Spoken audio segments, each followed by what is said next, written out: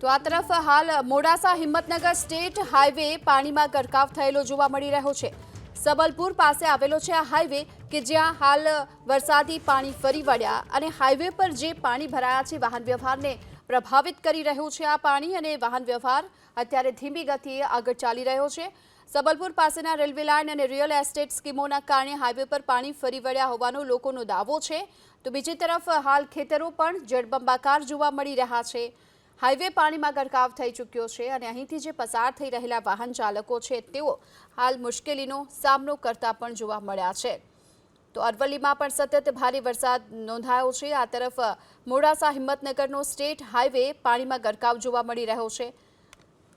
પાણીનો નિકાલ ન થવાના કારણે આ સમસ્યા ઊભી થઈ છે અને આ પાણી ભરાયેલા રોડ પરથી વાહનો પસાર કરવા માટે વાહન ચાલકો પણ મુસીબત અનુભવી રહ્યા છે। આગળ વાત કરીએ મોડાસા પાસે આવેલી મેશ્વો નદી કે જ્યાં હાલ પૂરની સ્થિતિ જોવા મળી રહી છે।